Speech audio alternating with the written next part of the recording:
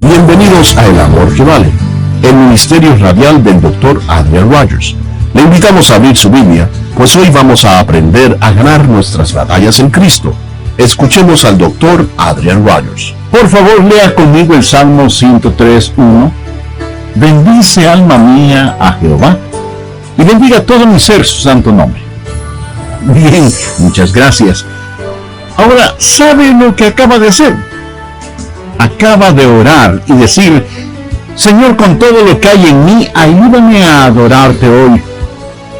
Me pregunto si eso es verdad. Quiero decir, va a poner su mente, sus emociones, su voluntad, todo lo que hay en usted y es usted, lo va a poner en su adoración a Dios.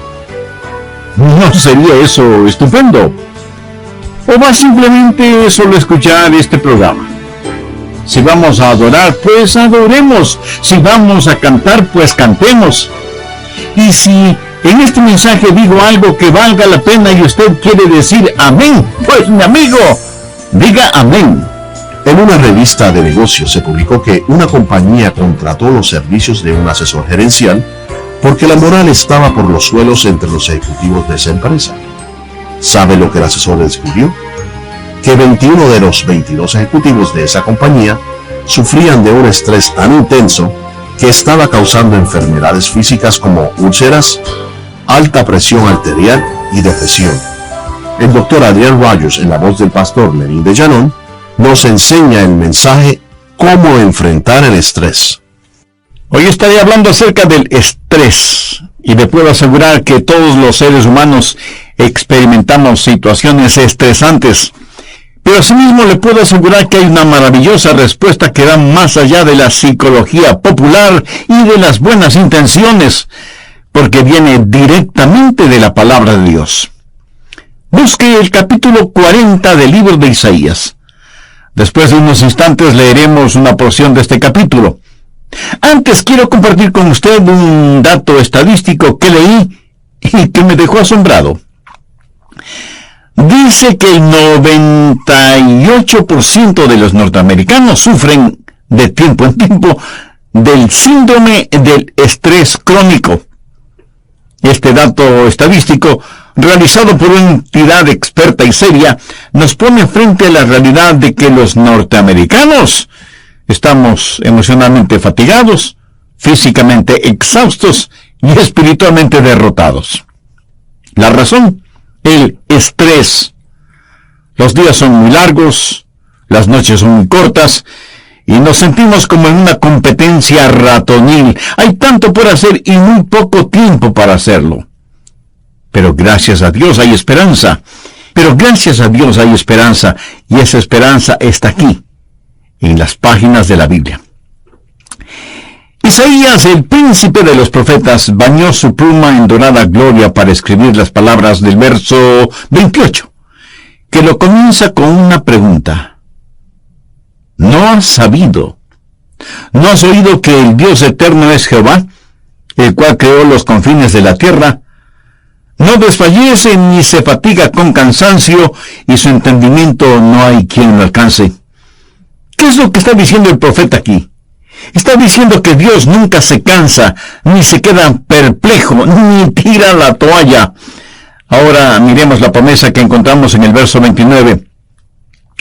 Él da fuerza al cansado y multiplica las fuerzas al que no tiene ninguna. Los muchachos se fatigan y se cansan. Los jóvenes flaquean y caen. El hecho de que usted sea joven no significa que es inmune al estrés.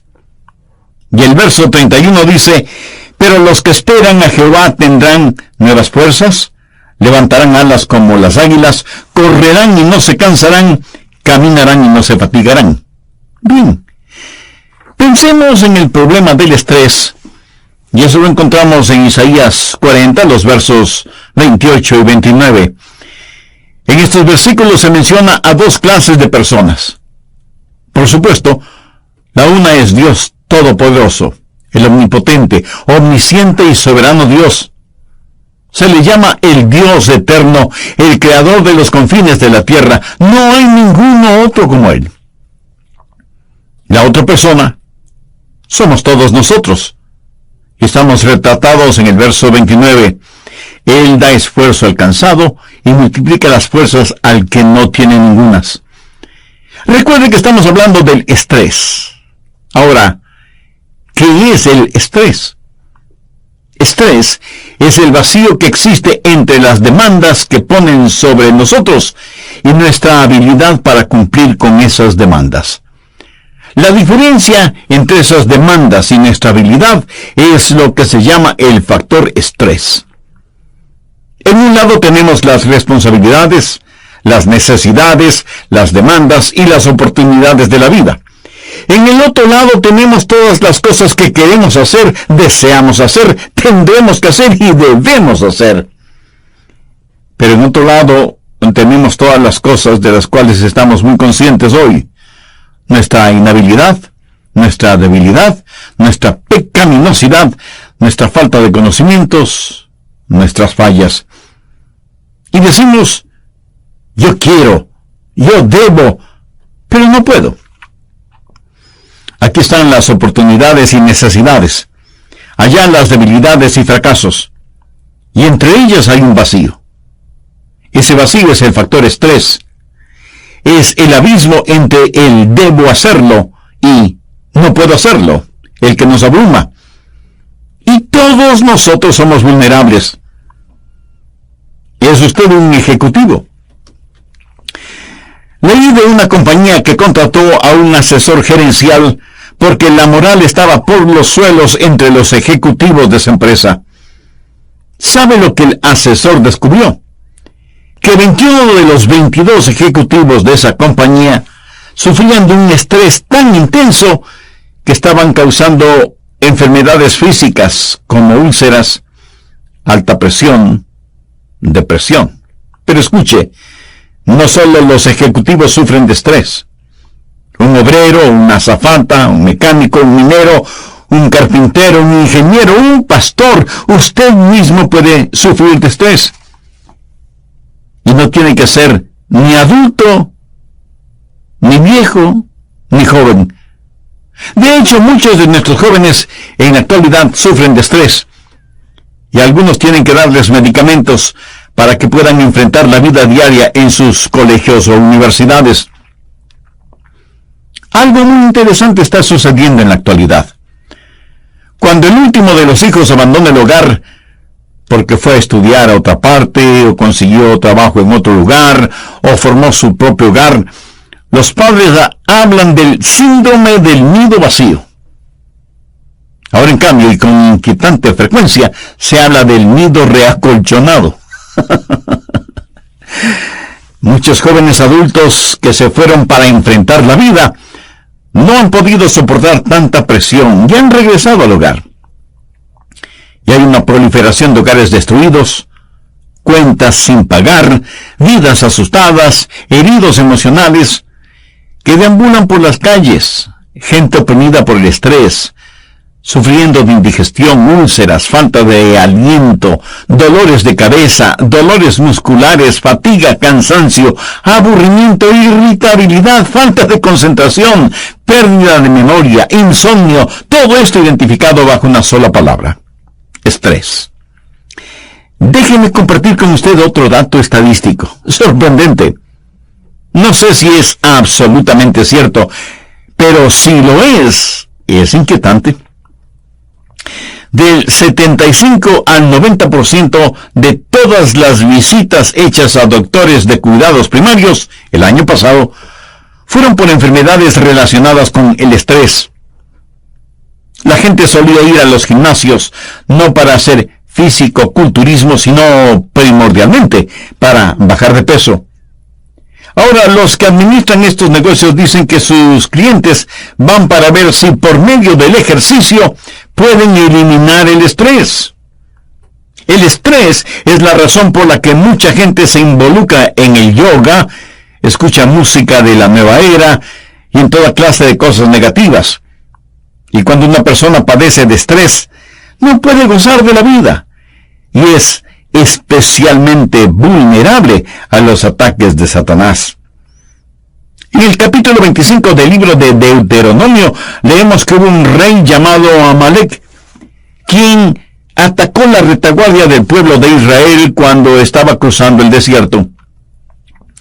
Amalek aniquiló a los que estaban retrasados, débiles, desanimados y cansados. Cuando usted está estresado, tendrá horrendos argumentos en su casa por la más mínima cosa. Lo más insignificante será motivo para arguir. Las irritaciones se irán acumulando cuando está bajo estrés. Y eso, amigo, no es ficción, es la realidad.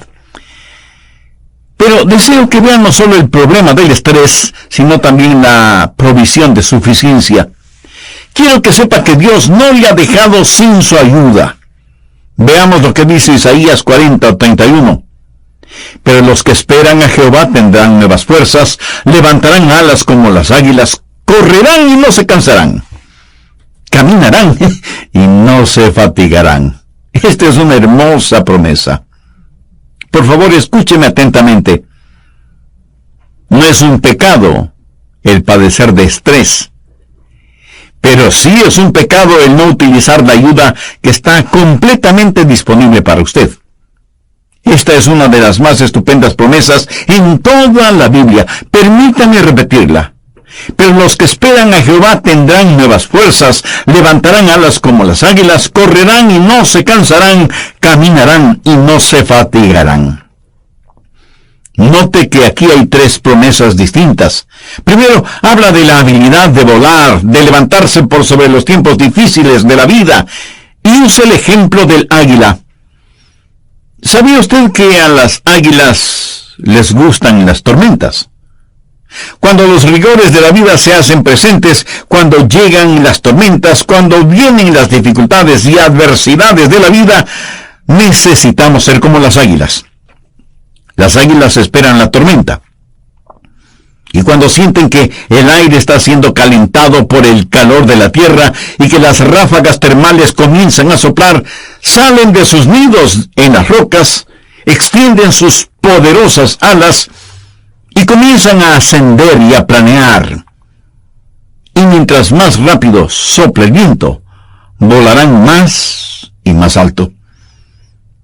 Todos nosotros tenemos tormentas, enfrentamos adversidades, y necesitamos aprender lo que las águilas nos enseñan. Las águilas han aprendido que aquello que causa que otras aves no puedan volar, de alguna manera es provechoso para ellas. Porque cuando esas ráfagas termales llegan, en primer lugar pueden volar más alto. No podrían volar tan alto si no hubiera tormentas. En segundo lugar, pueden ver mucho más lejos. Y en tercer lugar, pueden volar más velozmente.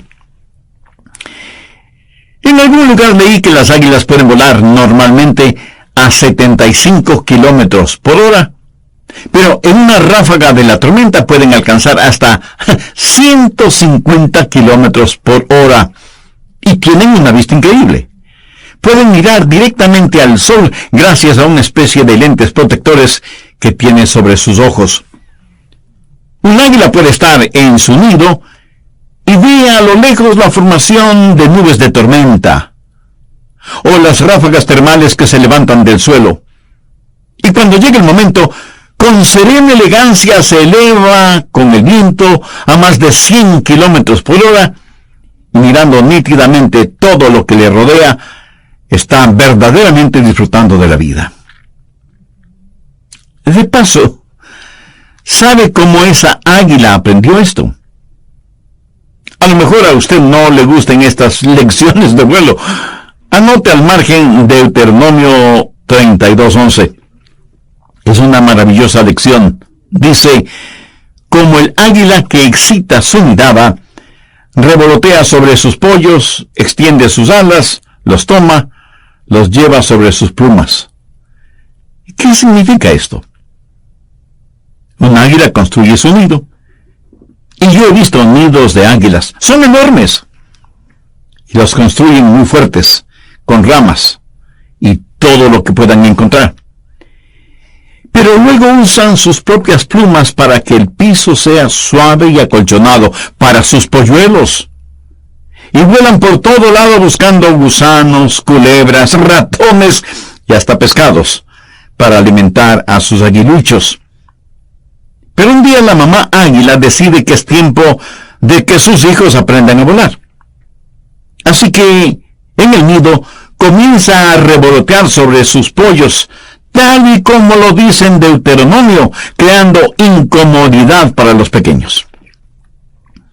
Un pastor alguna vez dijo: Señor, estoy construyendo mi nido. Por favor, pon una espina en él. Esa águila continúa batiendo sus alas más y más fuerte, forzando a los pollitos a ir hasta el borde del nido. Y desde ahí, ellos miran hacia abajo, donde no hay nada más que duras y filosas rocas. Y me imagino que uno de ellos dirá, si es que las águilas hablan: mamá, ¿estás segura de lo que estás haciendo? Ella finalmente le da un suave empujón, y ese aguilucho comienza a caer al vacío, gritando desesperadamente: ¡nunca ha volado antes! Mamá águila se lanza en picada, y a pocos metros de que su hijo se estrelle en las rocas, ella extiende sus alas y recibe a su pequeño, que se aferra a sus plumas. Ella retorna al nido y repite el mismo procedimiento una y otra vez, hasta que un día el polluelo por instinto extiende sus alas y hay una ráfaga de aire y él empieza a mover sus alitas, primero lentamente, y descubre que puede volar. Muchos de nosotros a veces pensamos que Dios es cruel, cuando en verdad Él es bondadoso. Escuché una historia realmente admirable. Jennifer Johnson una noche regresaba a su casa manejando. Había neblina y llovía, y ya estaba oscureciendo. Estaba en un sector de la ciudad por la cual no le gustaba pasar. De pronto su carro se detiene y se da cuenta que es por falta de gasolina. Se disgusta con ella misma porque se había olvidado de poner gasolina en su carro. Miró alrededor de ella y lo único que vio fueron bodegas y cercas metálicas. Y pensó: oh no, ya está oscuro. ¿Habrá algún restaurante o farmacia por aquí cerca? No había nada. De hecho, casi no había luces en la calle, y se consoló pensando: bueno, en algún momento asomará un carro de la policía. Y comenzó a orar para que Dios le ayudara. De pronto sus temores tomaron forma. Vio venir por la mitad de la calle a un hombre corpulento, dirigiéndose hacia ella. Y ella dijo: oh, querido Dios, cuídame, protégeme. Y se deslizó hacia abajo en su asiento con la esperanza de que el hombre no la viera. Pero él vino directamente al carro, miró y comenzó a golpear suavemente la ventana, haciéndole señas para que bajara el vidrio. Ella le gritó: ¡aléjese de mí, aléjese de mí! Parecía que él estaba diciendo algo, pero no podía escucharle, porque estaba gritando desesperadamente. Y entonces se le ocurrió hacer sonar el pito o la bocina de su carro, y ahí estuvo pitando y gritando por un largo rato. Después de algunos minutos, el hombre dio media vuelta y se fue. Y ella suspiró diciendo: gracias, Señor. Pero momentos más tarde, vio venir nuevamente al hombre, pero esta vez traía una barra de hierro en sus manos. Se acercó al carro y dijo algo. Ella gritó y volvió a hacer sonar el pito. Él rompió la ventana con la barra de hierro, metió su mano y quitó el seguro de la puerta. Ella se deslizó hacia el otro lado del asiento, pero él estiró su brazo, la agarró y empezó a sacarla del carro. Ella le dio una patada en la cara y él comenzó a sangrar por la nariz, pero la sacó del carro, la alejó unos cuantos metros de ahí y la soltó. Ella se quedó sorprendida, no sabiendo qué hacer, pero lista para pelear. De pronto escuchó un ruido y vio una luz. El piso en donde ella estaba comenzó a temblar y vio que un tren venía a toda velocidad hacia su carro, destrozándolo por completo. El hombre del cual ella tuvo tanto temor fue el que le salvó la vida. Su carro se había quedado sin gasolina justo en medio de las rieles del tren. Muchas veces vemos las cosas y pensamos que son las peores cosas que nos han pasado. Espero que usted nunca tenga que pasar por una experiencia como la de Jennifer Johnson. Pero a veces usted no puede decir lo que está pasando solo por las apariencias exteriores. Así, las tormentas de la vida que le llegan pudieran ser cosas que Dios trae a su vida para librarle de algo y para ayudarle para que usted vuele como las águilas. Pero lo más triste es que encima de esos problemas creamos otro problema que acentúa el estrés. Ni siquiera pensamos en Dios. Y nos decimos que la solución debe estar en algún medicamento o que será bueno buscar la ayuda de algún psicólogo o psiquiatra. Amiga, amigo, ¿qué hace usted cuando padece de estrés? ¿Es Dios su primera opción o es la última? Bienvenidos a otra edición más de El Amor que Vale. Permítanos hacerle unas preguntas. ¿Alguna vez ha sentido que no tiene suficiente tiempo? ¿Que tiene muchos problemas? ¿Que está enfrentando tormentas? Problemas y tormentas no son más que fechas topes para hacer algo. Necesitamos hacer las cosas y parece que no hay suficiente tiempo en el día para hacerlas. Quiero decirle que hay suficiente tiempo para cada día, para hacer todo lo que Dios quiere que hagamos. No le insulte a Dios diciéndole que no tiene tiempo suficiente. ¿Cómo es que tenemos tiempo para hacer cosas que no valen la pena, pero no tenemos tiempo para cosas realmente trascendentes? La respuesta está en qué lugar ocupa Dios en nuestras vidas. ¿Cree que Dios cuidará de usted? ¿Tiene su mirada puesta en Él? ¿Cree usted realmente que Dios tiene una solución para sus necesidades? Le invitamos a escudriñar la segunda parte del mensaje, cómo enfrentar el estrés. Escuchemos al Dr. Adrian Rogers en la voz del pastor Lenín de Llanón.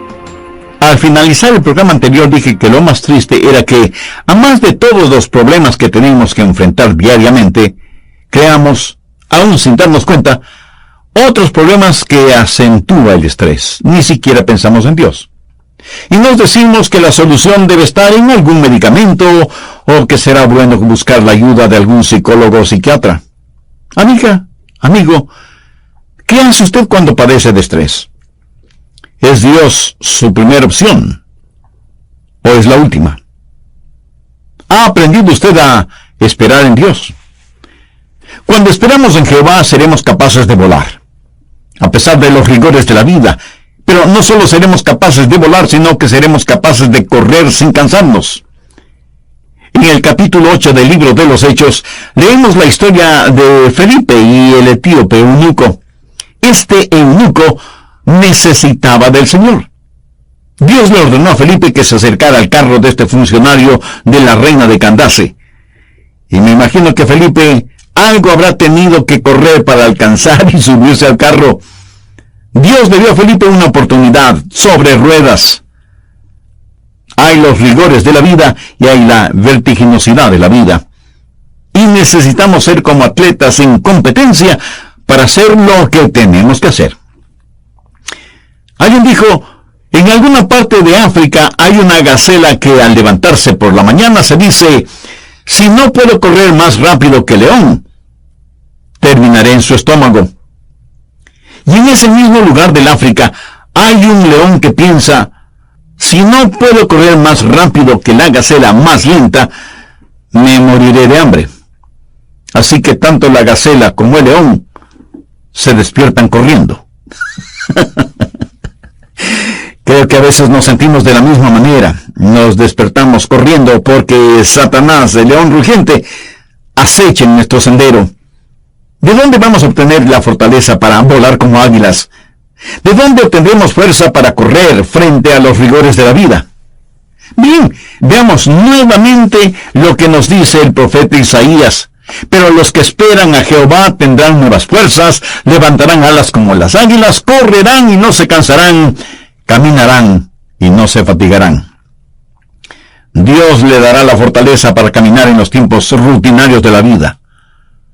Hay los rigores de la vida y la vertiginosidad de la vida, pero ¿saben dónde la mayoría de nosotros tenemos problemas? En las cosas rutinarias. Quiero decir, cuando llegan las tormentas, las enfrentamos. Cuando llegan las oportunidades, a veces estamos preparados para aprovecharlas, pero son las cosas rutinarias en las que fracasamos. Y no se olvide que son las cosas rutinarias con las que vivimos la mayoría del tiempo. Una cosa es volar como las águilas o surgir como un atleta, pero otra cosa es permanecer en la rutina cotidiana. Y cierto que servimos a Dios cuando nos elevamos durante los tiempos difíciles o cuando corremos durante los tiempos felices, pero necesitamos caminar día a día en la regular monotonía de lo cotidiano. Y es en esta área de la vida en donde fracasamos. La gran necesidad que yo tengo, y me atrevo a decir que usted también tiene, es la fidelidad diaria en las cosas pequeñas. Caminar sin fatigarse. Los israelitas estaban en un peregrinaje. Dios dijo: como son tus días, así será tu fortaleza. Ellos estaban viajando desde Egipto a Canaán. No había trenes, ni buses, ni aviones, ni automóviles, ni cosas por el estilo. Pero tenían camellos y burros, aunque no demasiados. ¿Cómo viajaron los israelitas desde Egipto a Canaán? Caminando. A pie. Un paso a la vez. Había ríos, valles, montañas, dificultades geográficas, animales salvajes, toda clase de peligros, pero ellos tuvieron que caminar durante el día y muchas veces durante la noche. Caminar y caminar. La epístola a los Efesios habla de los lugares celestiales, pero por lo menos 7 veces menciona que la vida cristiana es un caminar diario. ¿Sabe usted lo que es la victoria? Algunos me dirán: pastor, para usted victoria es cuando predica y la gente se salva. Otro dirá: victoria es cuando tenemos una gran campaña para alcanzar alguna meta. Siento desilusionarles, eso no es victoria. Permítame decirle lo que personalmente considero que es victoria. Es el desayunar juntos como familia. Es vestir y preparar a los hijos para que vayan a la escuela. Es tener salud para ir al trabajo. Es limpiar la casa, aunque no esperemos visitas. Es el estudio bíblico diario y el tiempo devocional y el tiempo de oración. Victoria es el ser dulce con su cónyuge, cariñoso con los hijos, servicial con el prójimo. Victoria es ser la misma persona en la casa, en la oficina o en la calle, en días buenos o malos, fríos o calurosos, con lluvia o con sol. Así es la vida cristiana cotidiana. Déjeme compartir con usted un secreto a voces. Si usted es un genuino cristiano en su hogar, puede serlo en cualquier lugar. Pero si usted no es un genuino cristiano en su hogar, usted fracasará en cualquier otro lugar como cristiano. Y no faltará quien pregunte: entonces, ¿qué hace Dios por nosotros? Bueno, en tiempos de adversidad nos ayuda a levantarnos como águilas.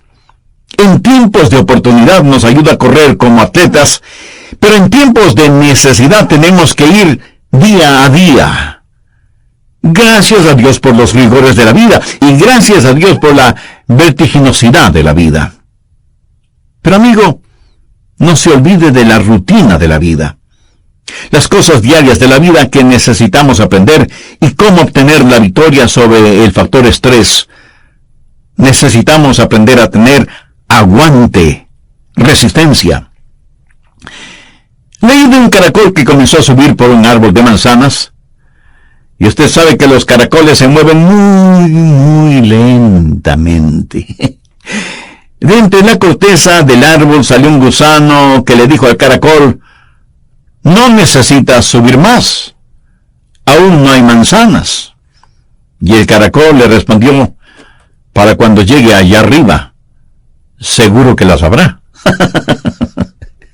Mi amigo, nadie puede dar más que un paso a la vez, día a día. Manténgase caminando. Bien, he hablado acerca del problema y de la provisión. Permítame ahora enfocar el asunto de la promesa, porque entenderla es elemental en este asunto, ya que habrá alguno que me diga, bueno, pastor, eso no me dará ningún resultado. Amigo, espere un instante antes de decir eso. ¿Cuál es la promesa? Isaías 40:31. Pero los que esperan a Jehová tendrán nuevas fuerzas. Esta promesa tiene una provisión. Usted debe esperar a Jehová para que su fuerza se renueve.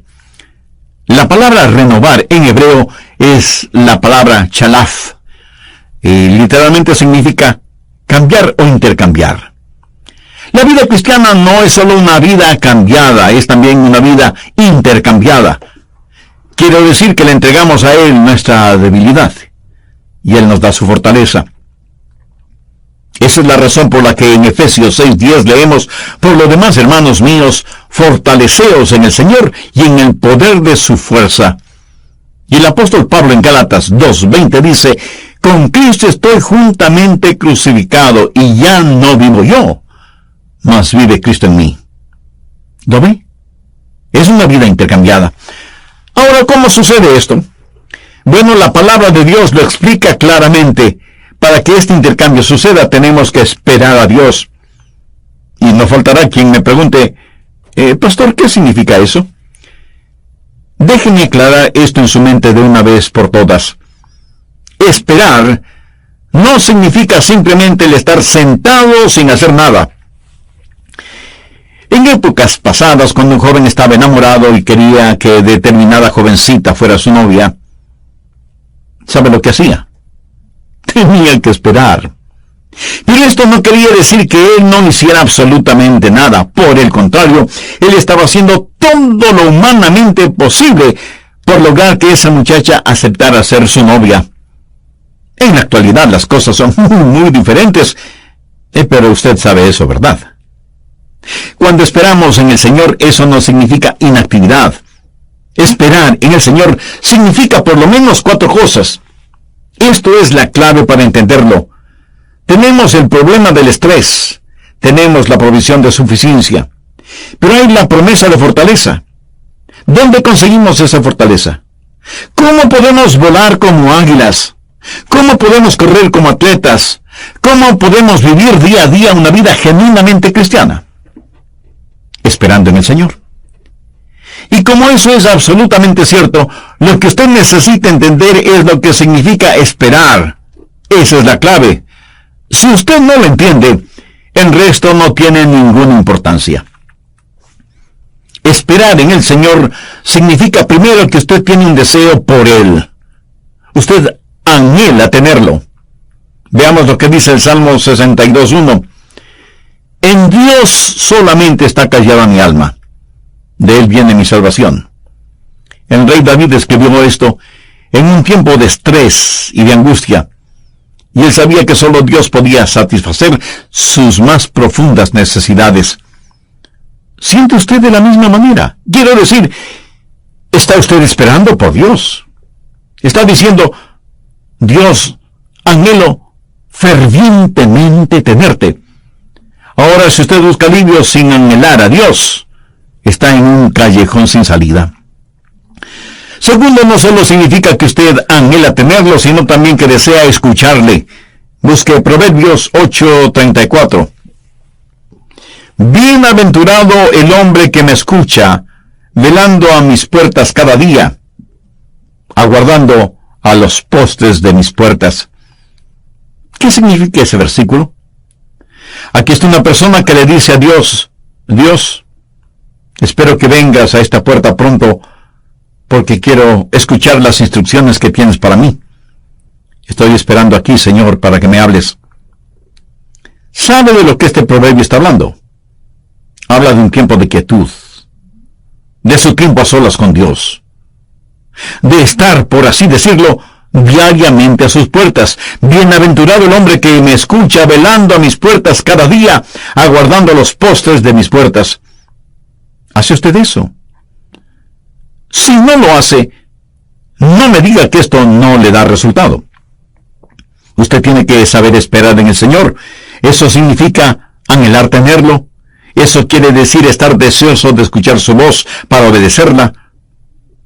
¿Ha conseguido Dios su atención? Leí una historia muy interesante relacionada con el tiempo de la Gran Depresión. De paso, le diré que yo nací en medio de la Gran Depresión, cuando era muy difícil el conseguir trabajo, cualquier clase de trabajo. Un hombre que era telegrafista vio el anuncio del trabajo que él sabía hacerlo. Muy emocionado se fue para solicitar ese trabajo. Cuando llegó al lugar, la sala de espera estaba completamente llena de personas que deseaban ser entrevistadas para ese trabajo. Él pensó que no tendría ninguna oportunidad porque muchos habían llegado antes que él, pero de todas maneras se sentó a esperar. Después de un rato, él escuchó suaves golpecitos en la puerta de una oficina. Puso mucha atención a esos insistentes golpecitos. Después de un minuto se levantó y entró en la oficina de donde provenían los golpes. Dijo algunas palabras y cuando salió tenía una gran sonrisa en su rostro y dijo: «Conseguí el trabajo». Los demás quedaron asombrados. «¿Cómo que conseguiste el trabajo? Nosotros estuvimos antes que tú». Y él les dijo: «Oh, yo estuve escuchando unos golpecitos en esa puerta. Eran letras en código Morse que decían: si usted puede entender estos golpecitos, el trabajo es suyo. Entre de inmediato en esta oficina». Excelente. En medio de la bulla de las voces de los demás, él estuvo escuchando, estuvo en sintonía con lo insólito, lo inesperado. Así hay personas que están en sintonía con Dios, mientras otras no lo están. ¿Qué significa esperar en Dios? Significa anhelar tenerlo, desear escuchar su voz, pero también significa algo más, significa contemplarle, mirarle. El Salmo 104:27 dice: «Todos ellos esperan en ti, porque les das su comida a su tiempo». Aquí habla acerca de los animales. Les das, recogen. Abres tu mano, se sacian de bien. ¿Cree que Dios cuidará de usted? ¿Tiene su mirada puesta en Él? Las aves y los animales de la selva dependen de Dios, y Él hace la provisión para sus necesidades a su debido tiempo. Eso es lo que significa esperar en Dios. ¿Cree usted realmente que Dios tiene una solución para sus necesidades? Yo sé que esa es una pregunta retórica, pero la hice por énfasis, para que usted analice si usted depende de Dios, o está dependiendo de otras personas, o de otras cosas. En cuarto lugar, esperar en el Señor significa vivir para Él. Busque por favor Proverbios 27:18. Quien cuida la higuera comerá su fruto, y el que mira por los intereses de su Señor tendrá honra. Cuando usted está en un restaurante, ¿qué es lo que espera del camarero o de la camarera? Pues que le sirvan. Ellos están ahí para servir a los clientes y servirles bien. Cuando usted espera en el Señor, usted está ahí para servir al Señor. Usted será su camarero o camarera, y como tal, desea servirle bien. Quien cuida la higuera comerá su fruto, y el que mira por los intereses de su Señor tendrá honra. ¿Quiere que Dios le dé fuerzas para poder volar como las águilas? ¿Desea que Dios cambie la debilidad suya por fortaleza de Él, para que pueda correr como un atleta? ¿Quiere que Dios penetre en usted con su poder para que día tras día tras día usted pueda caminar sin fatigarse? Ahora permítame hacer una pregunta muy importante.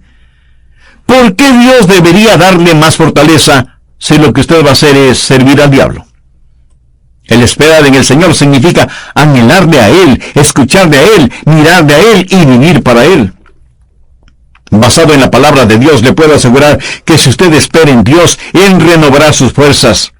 Y ese vacío que usted siente ahí, o sea, todas las cosas que debe hacer, y todas sus debilidades, frustraciones e inhabilidades, por acá, ese vacío será removido cuando Dios llene su nada con su todo y le inyecte la fuerza para que aprenda a esperar en Él. Y por favor, no diga que eso no da resultado si es que no lo ha tratado todavía. No diga que esto no sirve, porque si lo dice, sabe lo que está haciendo. Está diciendo que Dios es mentiroso, porque es Dios mismo quien dice, cuando esperamos en Él, nuestras fuerzas serán renovadas. ¿Sabe por qué he compartido este mensaje con usted? Porque lo necesito yo mismo.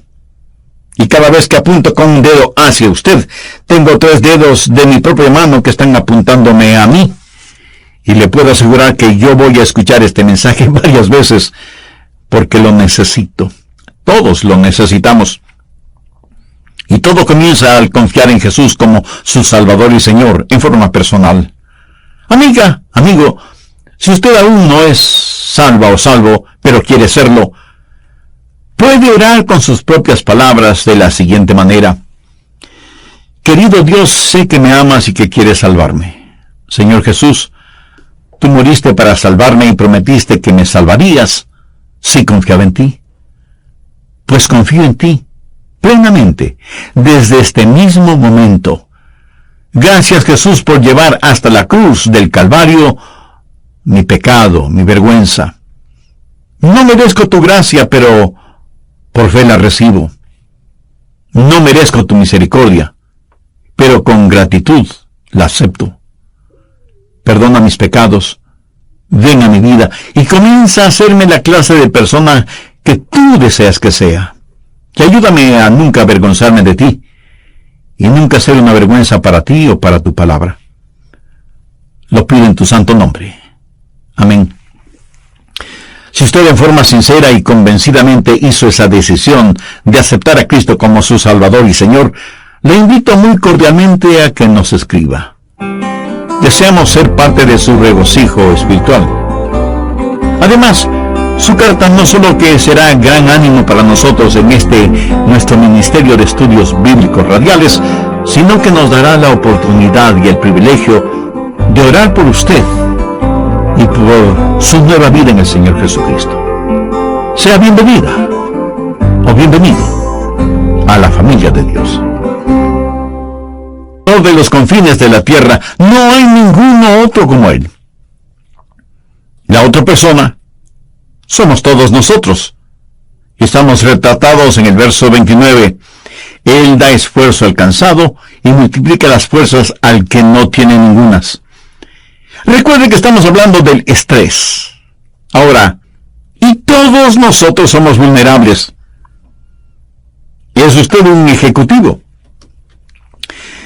Leí de una compañía que contrató a un asesor gerencial porque la moral estaba por los suelos entre los ejecutivos de esa empresa.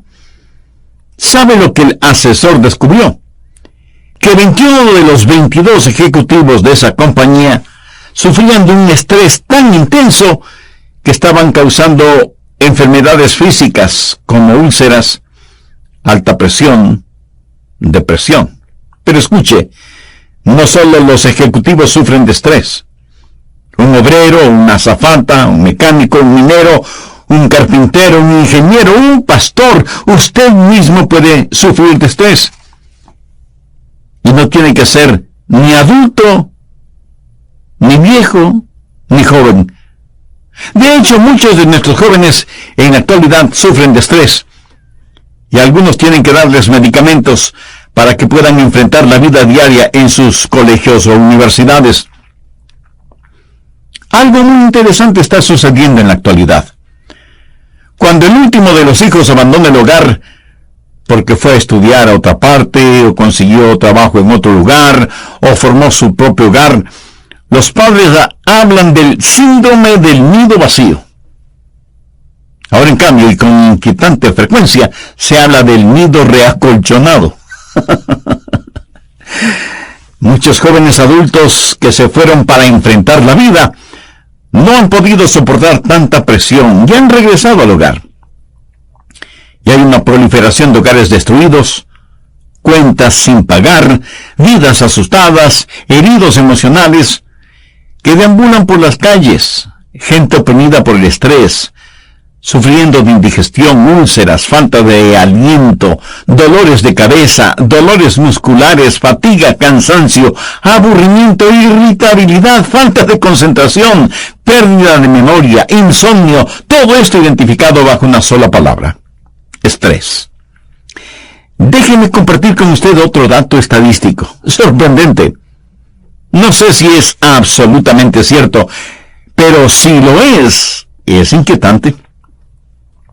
Del 75 al 90% de todas las visitas hechas a doctores de cuidados primarios el año pasado fueron por enfermedades relacionadas con el estrés.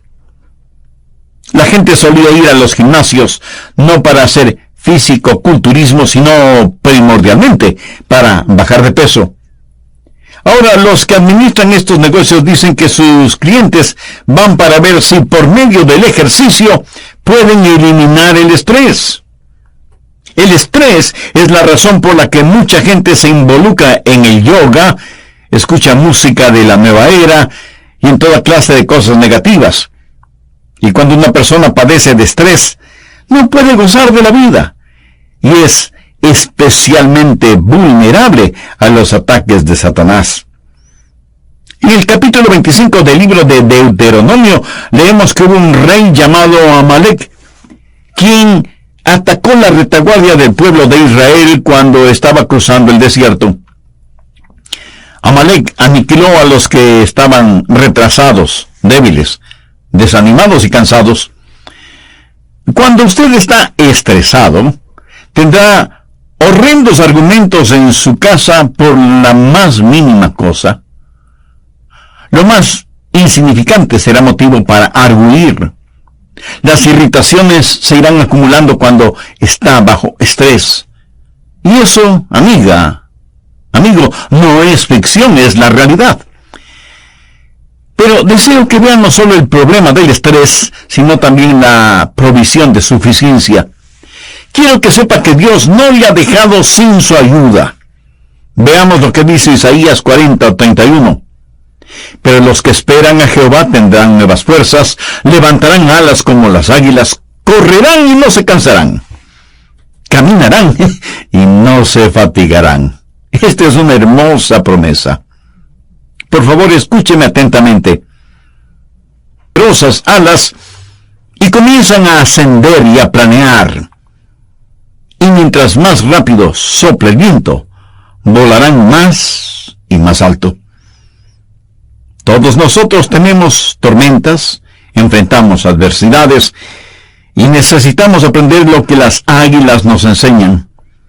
Las águilas han aprendido que aquello que causa que otras aves no puedan volar, de alguna manera es provechoso para ellas. Porque cuando esas ráfagas termales llegan, en primer lugar pueden volar más alto. No podrían volar tan alto si no hubiera tormentas. En segundo lugar, pueden ver mucho más lejos. Y en tercer lugar, pueden volar más velozmente. En algún lugar leí que las águilas pueden volar normalmente a 75 kilómetros por hora, pero en una ráfaga de la tormenta pueden alcanzar hasta 150 kilómetros por hora y tienen una vista increíble. Pueden mirar directamente al sol gracias a una especie de lentes protectores que tiene sobre sus ojos. Un águila puede estar en su nido y ve a lo lejos la formación de nubes de tormenta o las ráfagas termales que se levantan del suelo.